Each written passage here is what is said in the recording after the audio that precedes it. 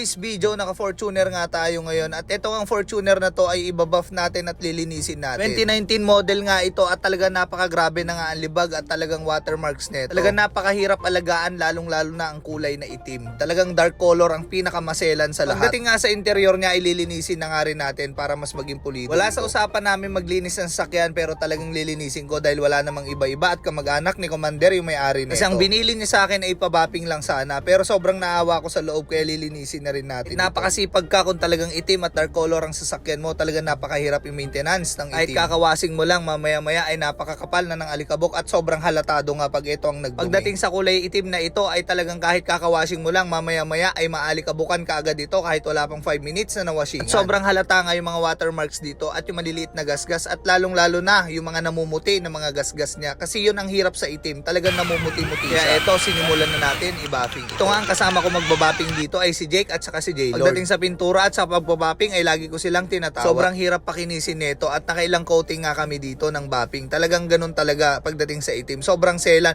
at sobrang kapal ng watermarks nito. At dito nga nag-square ako ng tape dito para makita nyo yung pinagkaiba nung nabapping at sa hindi nabapping. Kung makikita nyo napakakapal pa rin ng watermarks sa hindi pa nabapping. At nung tinanggal nga yung tape, mapapansin nyo talagang napakaganda at napakakinis ng nabapping. At anong sipag mo at kahit anong galing mo maglinis pag itim yung sasakyan mo, talagang napakahirap i-maintain yung kakinisan nito dahil talagang nakagamit na rin ako at nakabili rin ako ng sasakyan kong kulay itim noon. Itim ko nga na Ford Ranger na FX4 noon, talagang napakahirap, talagang maiirita ka sa maliliit na gasgas at sa mga watermarks na natitira dahil kulay black nga rin yon, katulad nitong Fortuner na binabapping natin. Sa totoo lang, ayaw ko na ng black, lalong-lalo na yung mga dark color. Ito nga't sinisimulan na ni J-Lord linisan pati yung interior sa loob. Ito nga ibabrasin din natin yung mga singit-singit na mga emblem niya dito sa likod. Para kahit papano ay mabawasan naman yung karumihan nito dahil talagang wala na nag-aasikaso dito dahil sobrang busy nila sa negosyo. Ito na nga yung tubig na nakuha namin galing sa loob, talagang napakarumi. Siyempre kung marami ka namang pera, pwede ka magpa-PPF at pwede ka rin magpa-ceramic pero sobrang mahal nga lang nung mga yon. Pero talagang maaasahan mo, talagang lilinis at gaganda nga yung sasakyan. Kintab lang ang hanap mo, magpaganon ka na lang. Talagang itong bapping ay pangsamantala lang naman ito at siyempre kahit papano ay malinisan naman itong sasakyan. Hindi na rin basta-basta babalik yung mga watermarks pag nabapping na, basta maayos lang at lagi mong lilinisan na rin yung sasakyan mo at hindi mo na rin papabayaan na nabibilad-bilad. Lalong-lalo na yung nag-washing ka at tirik yung araw tapos kulay itim pa yung sasakyan mo, talagang mamumuti-muti sa sabon yan. Kaya talagang dapat pag nag-washing kayo ay nakalilim kayo. Ito na nga at naumpisa na yung harapan at hood, tapos na nga yung left and right na side by side sa may panel niya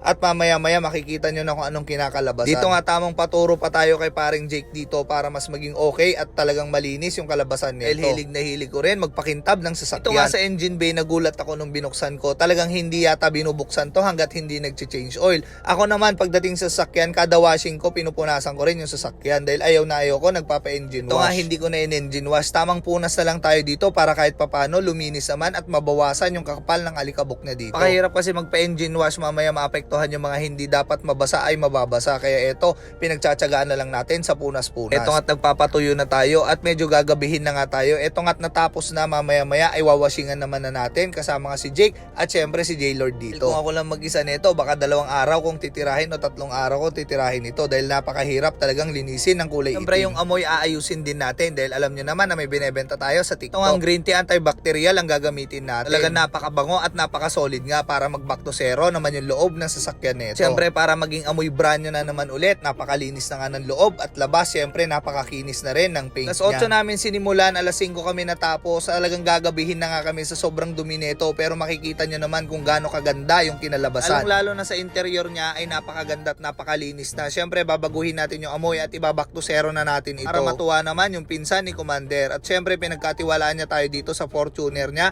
kaya lilinisin na natin to at tatanggalin natin yung mga natutulog na bakterya dito at kalupit ng deodorizer na yan. Kaya kung ako sa inyo, umorder na kayo sa TikTok shop ko, 130 plus lang yan ay makakakuha na kayo. Aming scent na pagpipilian at lahat yan mababango at talagang mababago yung amoy ng sasakyan nyo. O baka duda pa kayo sa kinis na yan, talagang pagod na kaming tatlo dyan, tatlo kami tumira dyan maghapon. Pakinis na nga at napakaganda ng titigan pag ganito kakinis ang kulay itim na sasakyan. Kung sa inyo, pag bibili kayo ng sasakyan, light color ang piliin nyo, white, silver, ganon. Talagang hindi masaselan yon. Siyempre, montage.